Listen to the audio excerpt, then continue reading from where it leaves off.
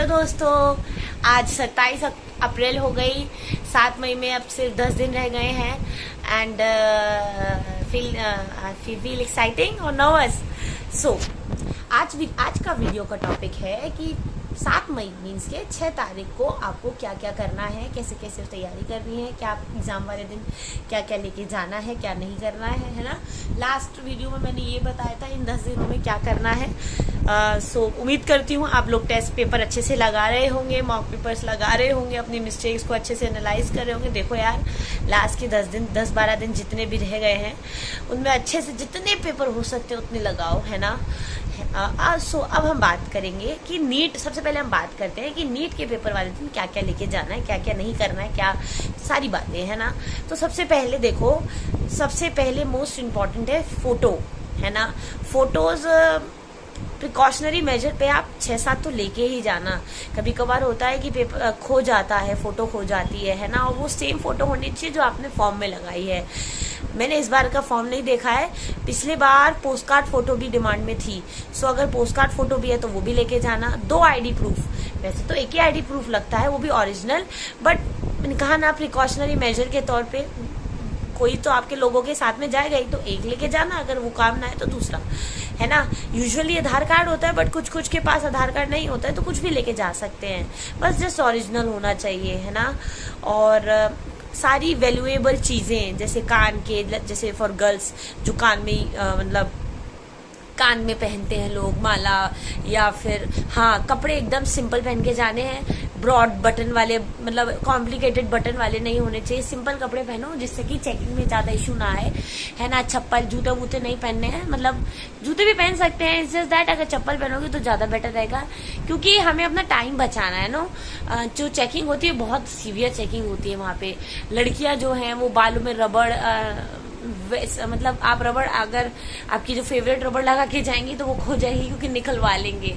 हमारे टाइम में तो क्या होता था, हमारे टाइम में इन द सेंस 2-3 साल हो गए कोविड, पिछले 2 साल में इतनी खास कुछ चेकिंग हुई नहीं थी कोविड की वजह से, है ना।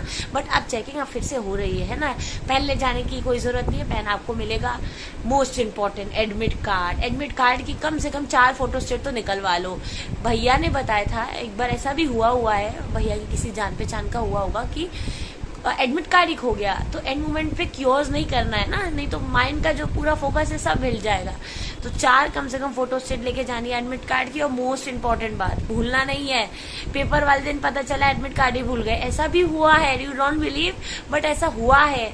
मेरे जानने वाला था एक, वो पेपर वाले दिन इतना टेंशन में था कि एडमिट कार्ड ही भूल गया। वो तो बाय गॉड ग्रेस उसका जो सेंटर था वो पास में था। सो आप लोगों को ये गलती नहीं करनी है ना। सो फोटो मोस्ट इम्पॉर्टेंट चीज जो है, फोटो, एक ओरिजिनल आईडी प्रूफ, है ना, और एक admit card, and that's it, है ना। और प्रिकॉशनरी मेजर पे फोटो थोड़ी ज्यादा ले जाओगे तो बेटर रहेगा। और बेल्ट मेटल की चीजें, घड़ी वड़ी कुछ नहीं लेके जाना है। मोबाइल नहीं तो फिर इशू होगा खो जाने का, ये सब ना। और पेपर से एक रात पहले जस्ट रिलैक्स, अब जो होगा सो होगा, एंड बस पेपर के सुबह वाले दिन मिस्टेक्स अगर रिवाइज करना चाहो तो कर सकते हो, बट रात में इज्जत से सोना यार, ठीक है। और अब स्पेशली फॉर फीमेल्स, जो फीमेल कैंडिडेट्स हैं, पीरियड्स मोस्ट इम्पोर्टेंट ये तो एक है ना, मोस्ट इम्पोर्टेंट टॉपिक। देखो, अगर जिनके डेट्स नहीं है, ठीक है, उनका तो बहुत अच्छी बात है, कॉन्ग्रेचुलेशन। बट अब जिनकी डेट्स उस समय है, सो आप क्या कर सकते हैं, आप उसे प्रीपोन भी कर सकते हैं बाय विटामिन सी का इंटेक बढ़ा लीजिए, ठीक है। और पपाया खा सकते हैं, वो खाएंगे ना तो आपका पीरियड जो है वो प्रीपोन हो जाएंगे। दवाई लेने को मैं नहीं बोलूंगी, दवाई से मतलब साइड इफेक्ट हो सकता है। और बाकी इन केस आपके अगर पीरियड्स आ भी जाते हैं तो पपीता, वाटर इंटेक, विटामिन सी का इंटेक बढ़ा देना तो थोड़ा पेन कम होगा, है ना। इस केस में मैं बहुत लकी रही हूँ, वुड टच, मैं हमेशा बच जाती थी। सो बाकी आप अगर आपको मेडिसिन लेने में कोई इशू नहीं तो आप मेडिसिन भी ले सकते हैं। बट आई बिलीव, मैं मानती हूँ कि अभी तो 10-12 दिन है, अगर आप अभी से थोड़ा बहुत पपीता खाएंगे ना, जिनके नहीं हुए तो वो प्रीपोन हो सकते हैं, है ना। क्योंकि कुछ भी कहो यार, इन सब चीजों से एफिशिएंसी तो कम होती है ना। और क्या कहना था, बस यही है। बाकी तो आप लोग पेपर लगा ही रहे होंगे, पेपर अच्छे से लगाओ जितने भी दिन हैं, जल्दी जल्दी अच्छे से। एंड या 7 तारीख को अच्छे से पेपर दो और फिर 7 तारीख को मिलते हैं। मैं कोशिश करूंगी कि मैं जल्दी से जल्दी आंसर डालूं सो दैट आप जल्दी से जल्दी आप आंसर मिला सके और अच्छी अच्छी खबर सुना सके, है ना।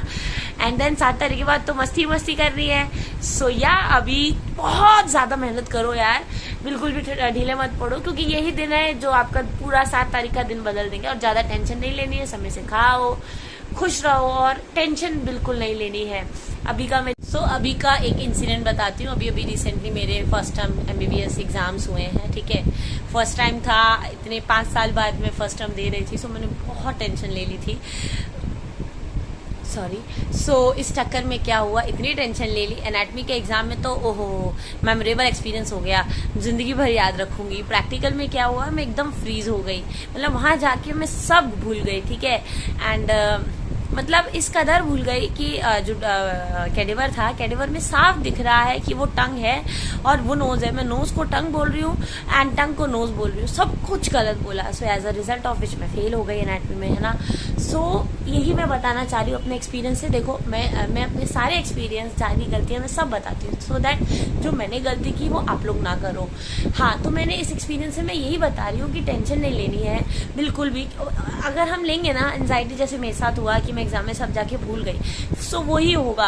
सो पेपर में जब जाना जस्ट कामली करना, है ना। लास्ट टाइम जब मैंने नीट दिया था तो पता है क्या हुआ था, इतनी बार नीट दे दिया था, इतनी टेंशन थी, इतना मतलब, ठीक है। सो पहला क्वेश्चन लगाया, वो नहीं हुआ। फिजिक्स का उनका यार ये क्या हो रहा है। बायो में लगाया तो वो नहीं हुआ, केमिस्ट्री में लगाया तो वो नहीं हुआ, है ना। सो मैं इतना घबरा गई थी, फिर मैं शांत, मैंने कहा कि यार मुझे होगा। देन धीरे धीरे करके मैंने जैसे तैसे फिर पेपर लगाया। सो मोस्ट इम्पॉर्टेंट, अगर आपको कोई, मान लीजिए आपने पीछे से पेपर स्टार्ट किया और मान लो आपको क्वेश्चन नहीं आ रहे हैं, तो वहां रुकना नहीं है, आपको फिर आगे से करना है। अभी शुरुआत में क्या करना होता है, शुरू के जो 2 घंटे होते हैं, जितनी जल्दी आप क्वेश्चन लगा सकते हैं उतना कीजिए। अगर आपने एक क्वेश्चन में 1 मिनट से ज्यादा समय दे दिया तो आप कंपटीशन से पीछे हो जाएंगे। हमें क्या करना है, कंपटीशन को बीट करना है ना। सो 1-2 घंटे में पहले जल्दी जल्दी वो करना है जो हमें आता है, फिर लास्ट के 1 या 1.5 घंटे में क्या करना है जो हमारे क्वेश्चन रह जाते हैं, है ना। सो बाकी डिटेल में कि कैसे पेपर सॉल्व करना है वो मैं आपको लास्ट मोमेंट पे ही बताऊंगी। थोड़ा सा आइडिया दिया है सो दैट अभी प्रैक्टिस भी आप थोड़ा सा उस तरीके से करना, क्योंकि हम यहाँ पे कितने भी जल्दी पेपर कर ले। मैंने लास्ट ईयर इतनी प्रैक्टिस की थी कि मैं पेपर जो था ना वो 2 घंटे में कर लेती थी, बट पेपर के at the time of the day, जिस दिन नीट का एग्जाम था उस दिन इतना प्रेशर था, इतनी टेंशन थी कि मैं पेपर को इतना 2 घंटे के एग्जैक्ट 3 घंटे 20 मिनट में कर पाई। और उस समय भी ये लग रहा था कि हाय मेरा पेपर ना छूट जाए। सो या उस दिन क्या होगा, उस दिन हम किसी को भी नहीं पता। इट्स जस्ट दैट बस हमें अपनी मेहनत करनी है ना। सो वीडियो को मैं ज्यादा लंबी ना खींचते हुए, नेक्स्ट वीडियो का टॉपिक यही रहेगा कि how to solve the NEET exam at that day. कैसे सॉल्व करना है, कैसे उसको अप्रोच में लाना है, क्या टेक्निक अपनानी है। अब तक जो भी टेक्निक अपनाई इट्स गुड, अब वो मैं बदलने को नहीं कह रही, बट उस दिन क्या अलग होगा, क्या हो सकता है, वो मैं सब बताऊंगी। बाकी तब तक के लिए पढ़ते रहिए, अच्छे से पेपर लगाइए एंड जस्ट या ऑल द बेस्ट।